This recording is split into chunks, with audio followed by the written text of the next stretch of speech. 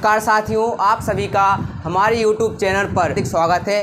तो दोस्तों, ये हमारी जो कक्षा है क्लास 10th का चैप्टर नंबर 1 और 2 का, जो कि हमारे जो स्टूडेंट हैं उनके द्वारा जो रिवीजन किया गया है, इसमें हम उनके साथ में जो क्वेश्चन आंसर तैयार किए हैं उनसे हम पूछेंगे कि उन लोगों ने क्या पढ़ा है, क्या इस चैप्टर में सीखा है। तो आप भी इसको देखिए और वो सभी विद्यार्थी जो क्लास 10th में तैयारी कर रहे हैं, आप भी इन प्रश्नों को अच्छे से तैयार कर लीजिए, क्योंकि अक्सर परीक्षाओं में और फाइनल एग्ज़ाम में इन्हीं में से प्रश्न बनते हैं चैप्टर नंबर 1 एंड 2 में। तो चैप्टर नंबर 1 किस पर बेस है? चैप्टर नंबर 1 में हमने पढ़ा है संयोजन अभिक्रिया, वियोजन अभिक्रिया, विस्थापन अभिक्रिया, द्विविस्थापन अभिक्रिया, रेडॉक्स अभिक्रिया।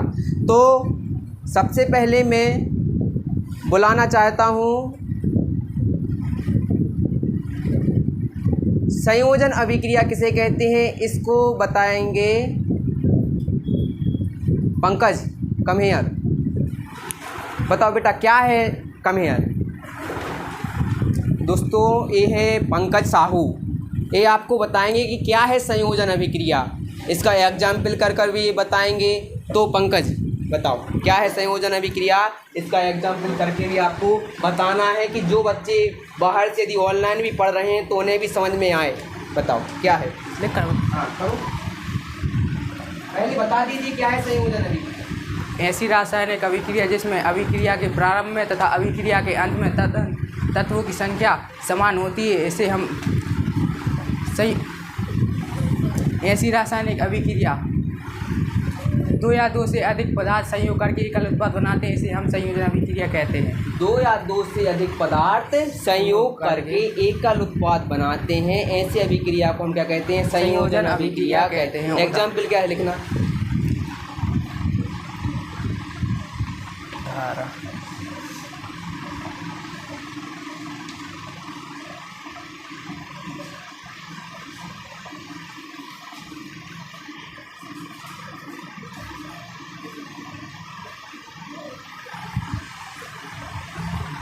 गुड।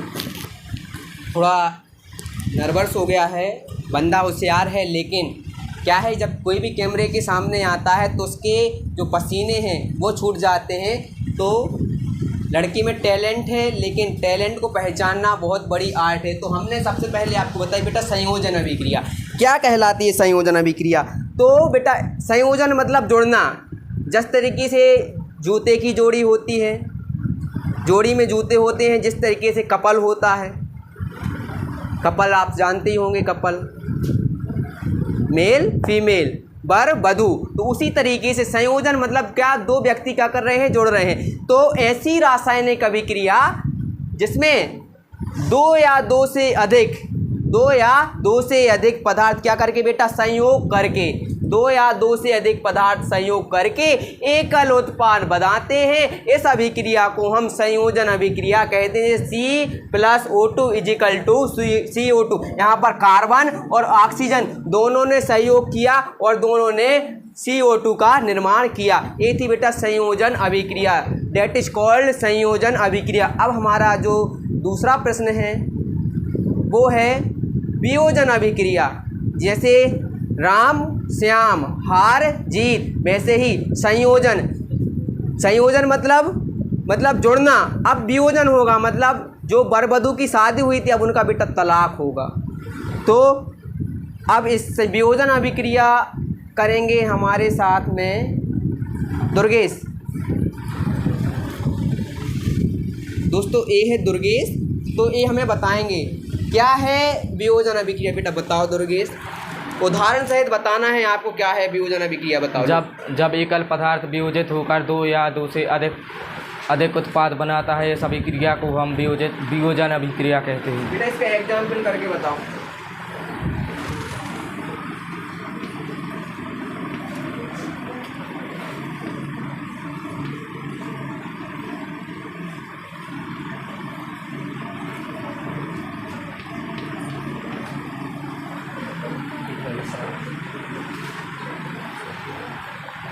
ये आपने क्या किया? इधर किस किस को वियोजित किया है? सर हाइड्रोजन और क्लोरीन। क्लोरीन, ठीक है। तो इसमें देखो HCl जो हाइड्रोक्लोरिक अम्ल था ये हाइड्रोजन और क्लोरीन में टूट गया है, ठीक है। ठीक है, ये हो गई वियोजन अभिक्रिया। ठीक है, इसको अपन सिट डाउन, इसको अपन ऐसे भी लिख सकते, ये वाली ए भी हो सकता है वियोजन का, जैसे अपन ने ए भी लिख सकते, जैसे CO2 अभी अपन ने बनाया था संयोजन में, इसको बनाया था, तो इसको अपन कैसे कर सकते हैं। जिस संयोजन में क्या था, एकल दो या दो से अधिक पदार्थ मिलकर क्या बना रहे थे, एकल उत्पाद बना रहे थे, इसको अपन ने कहा था संयोजन। क्या कहा था, संयोजन। और ये वाली है वियोजन। अब जो एकल पदार्थ होगा वो क्या होकर वियोजित होकर टूटकर दो या दो से अधिक उत्पाद बनाएगा, जैसे अभी CO2 किसमें टूट जाएगा, तो C+O2 मतलब ये कार्बन और ऑक्सीजन में क्या कर जाएगा, टूट जाएगा। इसको हम कहते हैं वियोजन अभिक्रिया। तो ये थी वियोजन जब एकल पदार्थ वियोजित होकर या टूटकर दो या दो से अधिक उत्पाद बनाता है, इस अभिक्रिया को हम वियोजन अभिक्रिया कहते हैं। ये हमारे 2 प्रश्न हो गए हैं। अब हमारा जो तीसरा प्रश्न है वो है विस्थापन अभिक्रिया। वो है विस्थापन, इसको विस्थापन अभिक्रिया लकी कम है।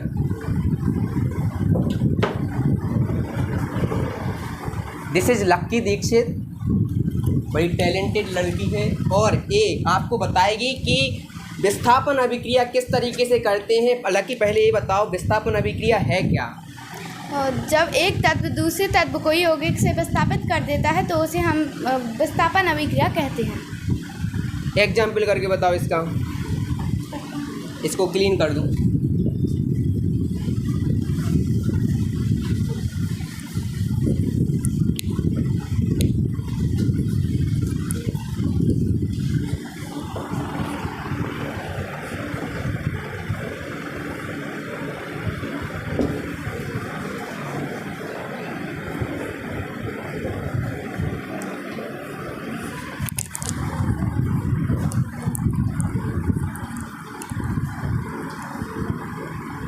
बेटा इसमें किस चीज़ का विस्थापन हुआ है,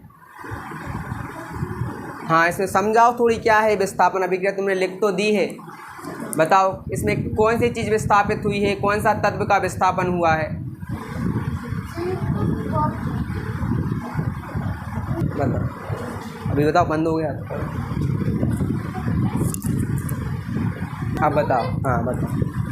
zinc, copper, sodium sulphate, zinc copper sulphate को जिंक सल्फेट हो गया और कॉपर अलग कर दिया। सिट डाउन, गो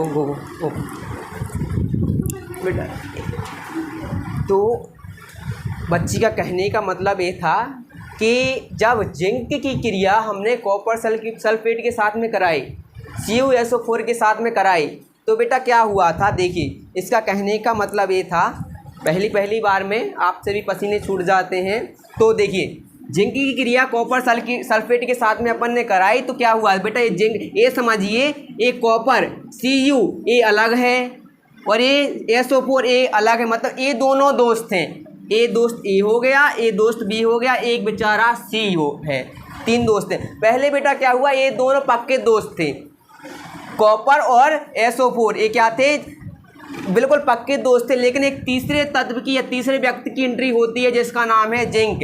तो क्या होता है, विस्थापन अभिक्रिया क्या है, जब जिंक की क्रिया रिएक्शन कॉपर सल्फेट के साथ में कराई जाती है तो ZnSO4 मतलब इसकी जगह, कॉपर की जगह कौन ले लेता है, जिंक ले लेता है, तो क्या बन जाता है, ZnSO4 बन जाता है और बेचारा कॉपर क्या हो जाता है, बचता है, तो वो अलग रह जाता है, ये विस्थापित हो जाता है। तो ये थी अपनी विस्थापन अभिक्रिया के क्या थी, जब इसमें क्या हुआ, इसमें एक तत्व उसको दूसरे उसके यौगिक से क्या कर देता है, विस्थापित कर देता है।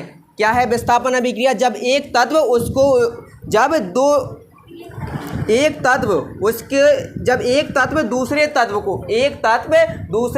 को उसके यौगिक से विस्थापित कर देता है, इस अभिक्रिया को हम विस्थापन अभिक्रिया कहते हैं। अगली है अपनी नेक्स्ट रिएक्शन है बेटा अपना जैसे विस्थापन पड़ा ऐसे ही है द्वि विस्थापन अभिक्रिया। तो द्वि विस्थापन अभिक्रिया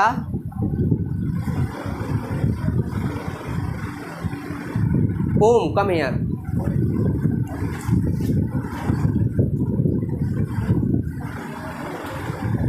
क्या नाम है बेटा आपका? ओम दांगी। आपको ओम बताएंगे। आती है द्वि विस्थापन अभिक्रिया। क्या है द्वि विस्थापन अभिक्रिया? ऐसी रासायनिक समीकरण जिसमें दो अलग अलग परमाणुओं के बीच आयनों का आदान प्रदान होता है, इस अभिक्रिया को हम द्वि विस्थापन अभिक्रिया कहते हैं। द्वि विस्थापन अभिक्रिया। एग्जाम्पल पता है आपको? Yes sir. क्या है? BaCl2 Na2। इस करके बताओ, एग्जाम्पल लिख के बताओ क्या है।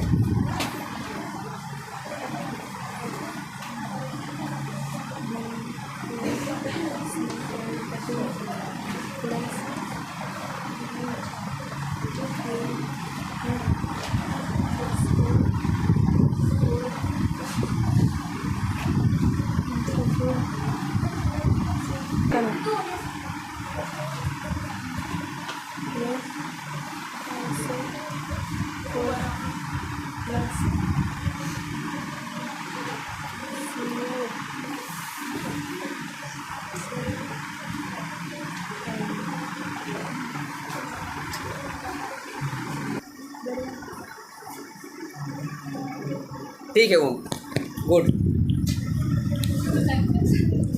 तो बेटा इसने की है कौन सी अभिक्रिया? ए हो गई द्वि विस्थापन अभिक्रिया। कौन सी? द्वि विस्थापन। द्वि विस्थापन अभिक्रिया है क्या? तो ऐसी रासायनिक अभिक्रिया जिसमें किसका? आयनों का। किसका? आयनों का आदान प्रदान होता है, और उस अभिक्रिया को हम द्वि विस्थापन अभिक्रिया कहते हैं। ऐसी रासायनिक अभिक्रिया जिसमें किसका? आयनों का क्या होता है? आदान प्रदान होता है, उस अभिक्रिया को द्वि विस्थापन अभिक्रिया कहते हैं। इसकी टोपी उसके सर, उसकी टोपी उसके सर। तो देखना इसी में ये हुआ है। ओम ने जो आपके सामने करके गए हैं इसमें BaCl2 बेरियम क्लोराइड की क्रिया Na2SO4 के साथ में इसने कराई। तो क्या बनता है? BaSO4 बन गया, Ba और SO4 बन गया, और Na और Cl, दो Na है दो Cl है, तो इसके आगे अपन ने 2 लगा दिया तो 2NaCl हो जाता है। तो ये हो जाती है अपनी द्वि विस्थापन अभिक्रिया। तो ऐसी रासायनिक अभिक्रिया जिसमें के बीच आयनों का आदान प्रदान होता है, इस अभिक्रिया को हम द्वि विस्थापन अभिक्रिया कहते हैं। अपनी नेक्स्ट क्वेश्चन है ऊष्माक्षेपी और ऊष्माशोषी अभिक्रिया किसे कहते हैं? माही कम है।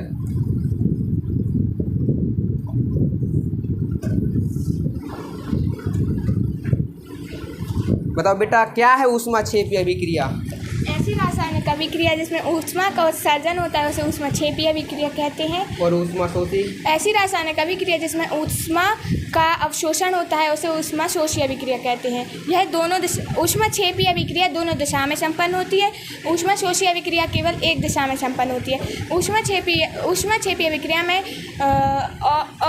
ऑक्सीजन में कमी होती है और ऊष्माशोषी अभिक्रिया में ऑक्सीजन में वृद्धि होती है। Good, sit down.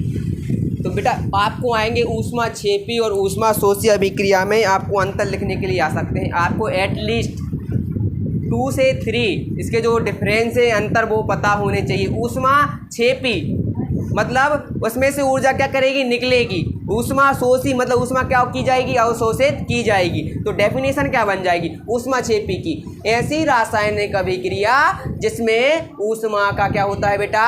उत्सर्जन होता है। इस अभिक्रिया को हम ऊष्माक्षेपी अभिक्रिया कहते हैं। और ऊष्माशोषी ऐसी रासायनिक अभिक्रिया जिसमें ऊष्मा का अवशोषण होता है, उस अभिक्रिया को हम ऊष्माशोषी अभिक्रिया कहते हैं। और क्या है?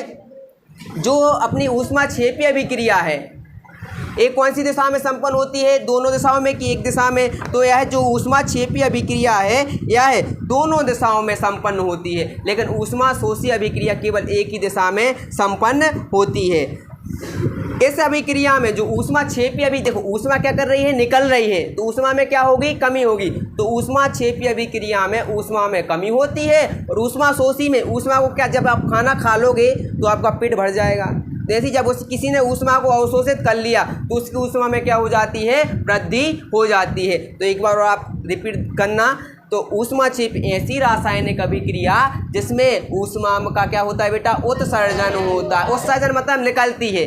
तो ऐसी रासायनिक अभिक्रिया जिसमें ऊष्मा का उत्सर्जन होता है ऊष्माक्षेपी अभिक्रिया कहते हैं, और ऐसी रासायनिक अभिक्रिया जिसमें ऊष्मा का अवशोषण होता है ऊष्माशोषी अभिक्रिया कहलाती है। जो अपनी ऊष्माक्षेपी अभिक्रिया दोनों दिशाओं में संपन्न होती है, लेकिन ऊष्माशोषी अभिक्रिया केवल एक ही दिशा में संपन्न होती है। ऊष्माक्षेपी अभिक्रिया में ऊष्मा में कमी होती है और ऊष्माशोषी अभिक्रिया में ऊष्मा में वृद्धि होती है। तो ये था अपना ऊष्माक्षेपी और ऊष्माशोषी अभिक्रिया में अंतर। अब अपना जो अगला प्रश्न है वो हमारे बताएंगे जो नेक्स्ट धुरंधर हैं, जो पिच पर बैटिंग करने के लिए आ रहे हैं। Kartik, come here.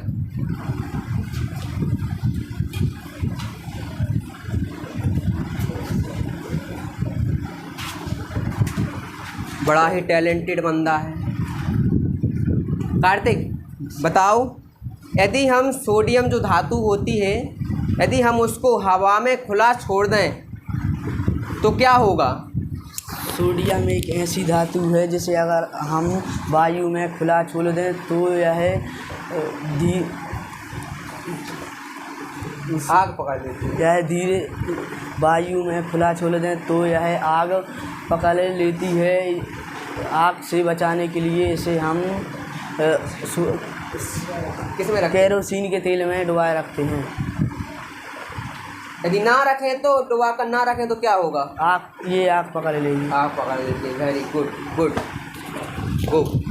तो आपको जो कार्तिक ने बताया, हमने क्वेश्चन पूछा था यदि हम सोडियम धातु को हवा में खुला छोड़ दें तो क्या होगा। तो ऐसे क्वेश्चन आता है, सोडियम धातु को केरोसिन के तेल में डुबोकर क्यों रखा जाता है? तो क्यों रखा जाता है, इसका आंसर क्या है?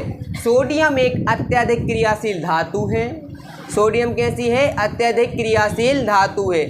ये क्या करके, यदि हम इसको खुला छोड़ दें वायु में, यदि हम इसको खुला छोड़ दें तो यह ऑक्सीजन के साथ में क्रिया करके आग पकड़ लेती है। अतः इसको जलने से बचाने के लिए, किससे? जलने से बचाने के लिए हम इसको केरोसिन मतलब मिट्टी के तेल के अंदर डुबोकर रखते हैं, जिससे यह जल नहीं पाती है, क्योंकि ऑक्सीजन मिट्टी के तेल के अंदर नहीं जा पाती है।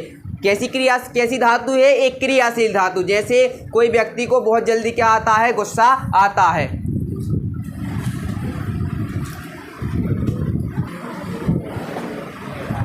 तो अभी तक आप समझ चुके होंगे सोडियम किस तरीके की धातु है। सोडियम एक बहुत क्रियाशील धातु है। यदि हम इसको खुला छोड़ दें तो ये वायु में जो उपस्थित ऑक्सीजन है उसके साथ में क्रिया करके आग पकड़ लेती है। अतः इसको जलने से बचाने के लिए हम इसको केरोसिन के तेल में डुबोकर रखते हैं। अपना अगला प्रश्न है, संक्षारण से आप क्या समझते हैं? संक्षारण क्या है? संक्षारण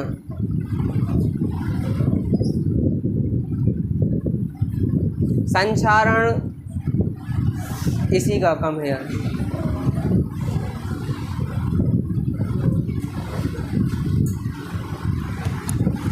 इसी का बेटा क्या है संक्षारण? जब लोहा या लोहे से बनी वस्तु हवा, पानी, नमी के संपर्क में आती है तथा धीरे धीरे संचारित होने लगती है, इस अभिक्रिया को हम संचारण अभिक्रिया कहते हैं। उदाहरण, लोहे में जंग लगना।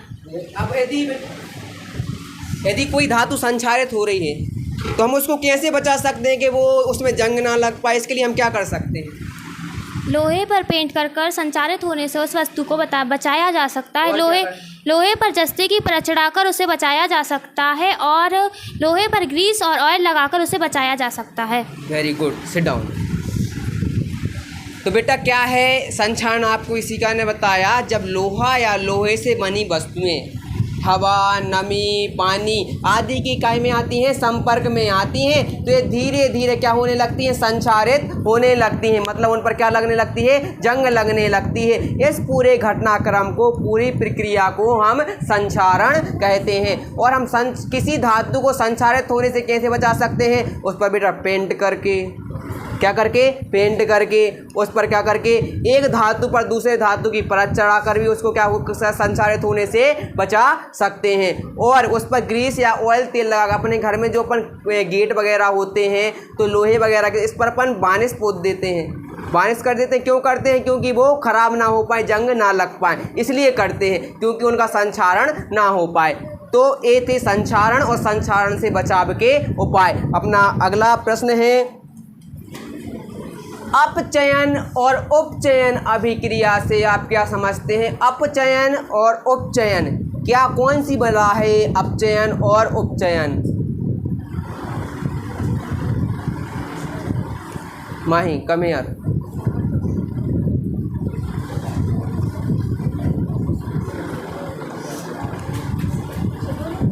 एक सेकंड बेटा, आपको बता दें हमारी क्लास में 3 माही हैं। आप कंफ्यूज मत होना कि एक ही माही माही कह के क्यों बुला रहे हैं। कॉमन सी बात है, रेयर चांस है कि एक ही क्लास में 3 व्यक्ति एक ही नाम हो, तो ऐसा लेकिन है।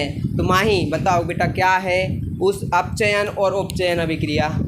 उपचयन ऐसी रासायनिक अभिक्रिया जिसमें ऑक्सीजन की वृद्धि होती है उसे उपचयन कहते हैं। अपचयन ऐसी रासायनिक अभिक्रिया जिसमें ऑक्सीजन की कमी होती है उसे अपचयन कहते हैं। एग्जाम्पल बताओ हमें दोनों का, इसको क्लीन करो।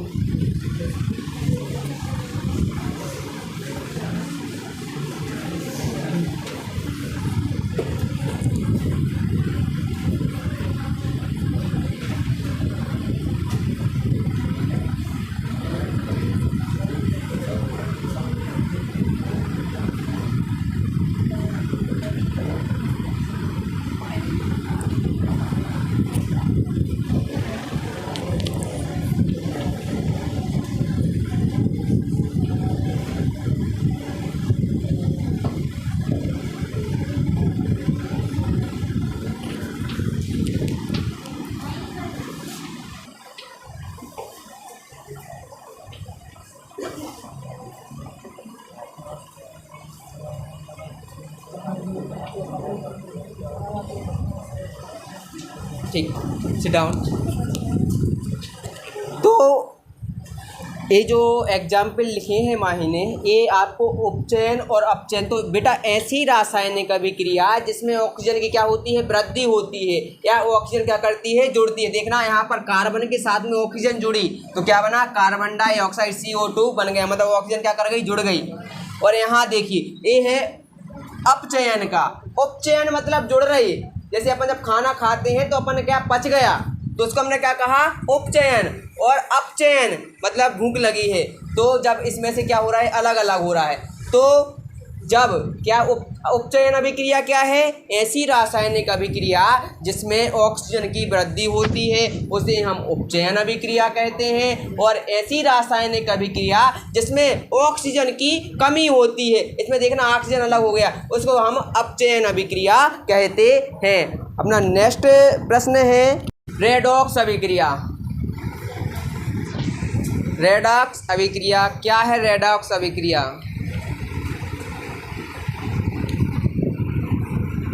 विशाखा कम बताओ बेटा क्या है रेडॉक्स अभिक्रिया? ऐसी रासायनिक अभिक्रियाएं जिसमें उपचयन और अपचयन अभिक्रियाएं दोनों साथ साथ होती हैं, इस अभिक्रिया को हम ऑक्साइड अभिक्रिया, रेडॉक्स अभिक्रिया कहते हैं। बेटा इसका एग्जाम्पल बताओ हमारे लिए। हाँ, क्लीन कर दो उसको।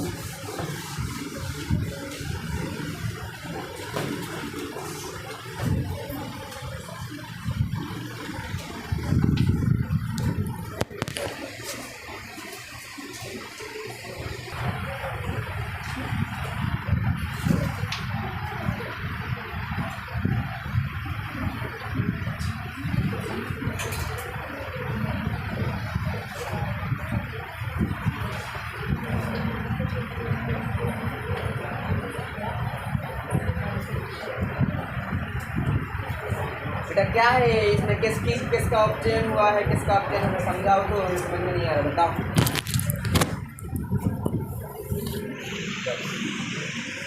तो बेटा देखना इसने ये एग्जाम्पल लिखा है, क्या है रेडॉक्स अभिक्रिया क्या है, ऐसी रासायनिक अभिक्रिया जिसमें अपचयन और उपचयन वह रासायनिक अभिक्रिया जिसमें अपचयन और उपचयन दोनों अभिक्रियाएं साथ साथ होती हैं, उस अभिक्रिया को हम रेडॉक्स अभिक्रिया कहते हैं। ऐसी रासायनिक अभिक्रिया जिसमें अपचयन और उपचयन दोनों एक साथ होती हैं, उस अभिक्रिया को हम रेडॉक्स अभिक्रिया कहते हैं। मतलब एक ही अभिक्रिया में अपचयन होगा और उसी में उपचयन होगा। तो देखिए इसमें कॉपर ऑक्साइड की क्रिया हाइड्रोजन के साथ में कराई गई तो क्या बना, कॉपर और H2O मतलब पानी बन के निकल गया। तो देखिए CuO था इधर, मतलब इसमें ऑक्सीजन जुड़ी थी, लेकिन इस साइड देखना इसमें से ऑक्सीजन अलग हो गया, मतलब इसका हो गया है अपचयन। और इधर देखना हाइड्रोजन अकेला था और इसमें से अब इधर देखिए इधर ऑक्सीजन इसके साथ में जुड़ गया, मतलब इसका हो गया है उपचयन। इसके साथ में ऑक्सीजन जुड़ गई और इसके साथ में जो ऑक्सीजन थी वो निकल गई, मतलब इसका हो गया है अपचयन और इसका हो गया है उपचयन। That is called redox reaction, redox अभिक्रिया। अपना नेक्स्ट क्वेश्चन है, दवा की बोतलों को रंगीन क्यों बनाया जाता है? जो अपनी दवा की बोतलें हैं उनको रंगीन क्यों बनाया जाता है? कौन बताना चाहेगा इसको?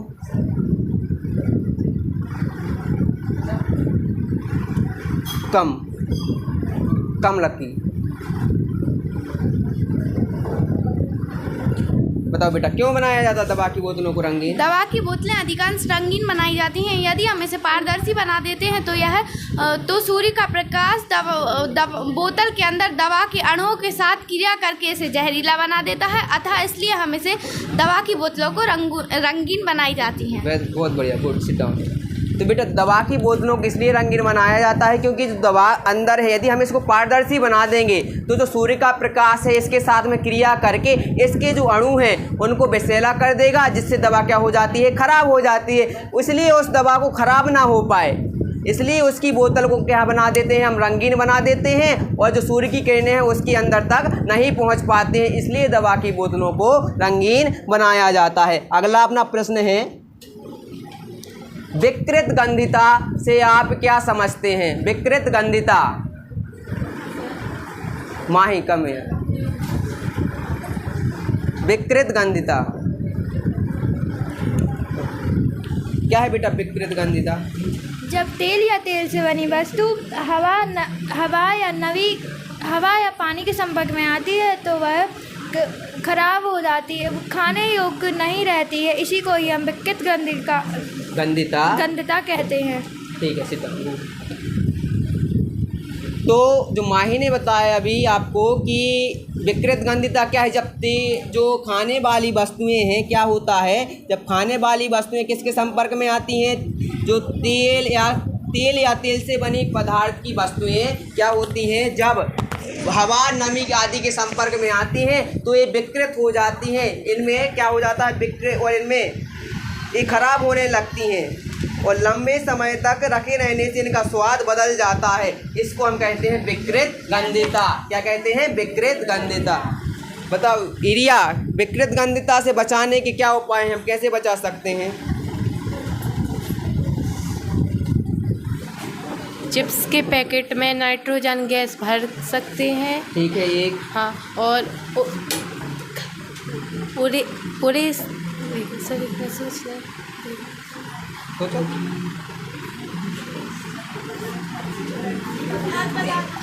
खाद्य पदार्थ को उठे स्थानों पर रखकर बचा सकते हैं। सर इसके दो उपाय। ठीक।